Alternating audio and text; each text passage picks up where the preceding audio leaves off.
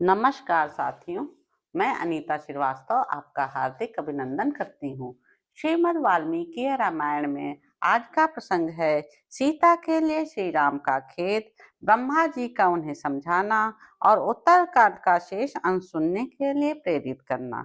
विदेह कुमारी सीता के रसातल में प्रवेश कर जाने पर श्री राम के समीप बैठे हुए संपूर्ण वानर तथा ऋषि मुनि कहने लगे, साध्वी सीते, तुम धन्य हो। किंतु स्वयं भगवान श्री राम बहुत दुखी हुए। उनका मन उदास हो गया और वे गूलर के डंडे का सहारा लिए खड़े हो सिर झुकाए नेत्रों से आंसू बहाने लगे।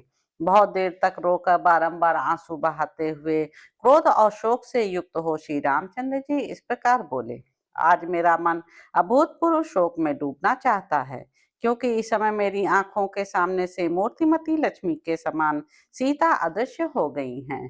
पहली बार सीता समुद्र के उस पार लंका में जाकर मेरी आंखों से ओझल हुई थी, किंतु जब मैं वहां से भी उन्हें लौटा लाया, तब पृथ्वी के भीतर से ले आना कौन सी बड़ी बात है। पूजनीय भगवती वसुंधरे, मुझे सीता को लौटा दो, अन्यथा मैं अपना क्रोध दिखाऊंगा। मेरा प्रभाव कैसा है यह तुम जानती हो।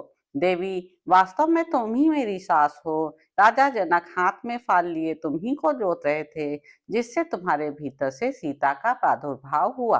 अतः या तो तुम सीता को लौटा दो अथवा मेरे लिए भी अपनी गोद में जगह दो, क्योंकि पाताल हो या स्वर्ग, मैं सीता के साथ ही रहूंगा।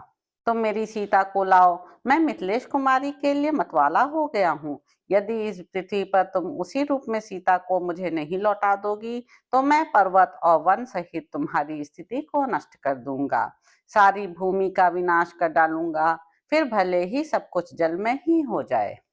श्री रघुनाथ जी जब क्रोध और शोक से युक्त हो इस प्रकार की बातें कहने लगे, तब देवताओं सहित ब्रह्मा जी ने उन रघुकुल नंदन श्री राम से कहा, उत्तम व्रत का पालन करने वाले श्री राम, आप मन में संताप न करें। शत्रुसूदन, अपने पूर्व स्वरूप का स्मरण करें। महाबाहो, मैं आपको आपके परम उत्तम स्वरूप का स्मरण नहीं दिला रहा हूँ। दुर्धर्ष वीर, केवल यह अनुरोध कर रहा हूँ कि इस समय आप ध्यान के द्वारा अपने वैष्णव स्वरूप का स्मरण करें। साध्वी सीता सर्वथा शुद्ध हैं, वे पहले से ही आपके ही परायण रहती हैं। आपका आश्रय लेना ही उनका तपोबल है। उसके द्वारा वे सुखपूर्वक नागलोक के बहाने आपके परम धाम में चली गई हैं। अब पुनः साकेत धाम में आपकी उनसे भेंट होगी, इसमें संशय नहीं है। अब इस सभा में आपसे जो कुछ कहता हूँ उस पर ध्यान दीजिए। आपके चरित्र से संबंध रखने वाला यह काव्य जिसे आपने सुना है, सब काव्यों में उत्तम है। श्री राम यह आपके सारे जीवन वृत्त का विस्तार से ज्ञान कराएगा, इसमें संदेह नहीं है। वीर, आविर्भाव काल से ही जो आपके द्वारा सुख दुखों का सेवन हुआ है उसका, तथा सीता के अंतर्धान होने के बाद जो भविष्य में होने वाली बातें हैं उनका भी महर्षि वाल्मीकि ने इसमें पूर्ण रूप से वर्णन कर दिया है। श्री राम, यह आदि काव्य है। इस संपूर्ण काव्य की आधारशिला आप ही हैं। आपके ही जीवन वृत्तांत को लेकर इस काव्य की रचना हुई है। रघुकुल की शोभा बढ़ाने वाले आपके सिवा दूसरा कोई ऐसा यशस्वी पुरुष नहीं है जो काव्यों का नायक होने का अधिकारी हो।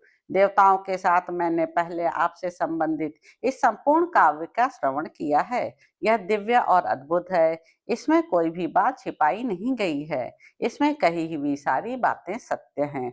पुरुष श्री रघुनंदन, आप धर्म पूर्वक एकाग्रचित हो भविष्य की घटनाओं से युक्त शेष रामायण काव्य को भी सुन लीजिए।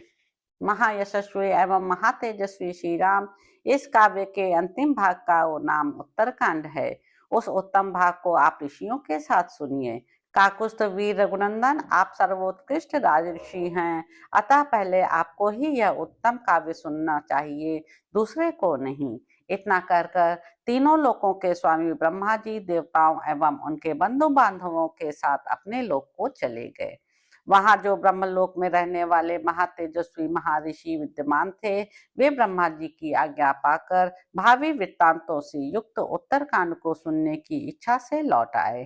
तत्पश्चात देवाधिदेव ब्रह्मा जी की कही हुई उस शुभ वाणी को याद करके परम तेजस्वी श्री राम जी ने महर्षि वाल्मीकि से इस प्रकार कहा, भगवान, ये ब्रह्मलोक के निवासी महर्षि मेरे भावी चरित्रों से युक्त उत्तरकांड का शेष अंश सुनना चाहते हैं, अतः कल सवेरे से ही उसका गान आरंभ हो जाना चाहिए। ऐसा निश्चय करके श्री रघुनाथ जी ने जन समुदाय को विदा कर दिया और कुश तथा लव को साथ लेकर वे अपनी पर्णशाला में आए। वहां सीता का ही चिंतन करते करते उन्होंने रात व्यतीत की। तो इस प्रकार साथियों, उत्तरकांड में निहित 98वां सर्ग यहाँ पर समाप्त होता है। इसके अगले अंक में आप जानेंगे कि सीता के रसातल प्रवेश के पश्चात श्री राम की जीवनचर्या, राम राज्य की स्थिति तथा माताओं के परलोक गमन आदि का वर्णन। तो अब आपसे अगले अंक में मुलाकात होगी।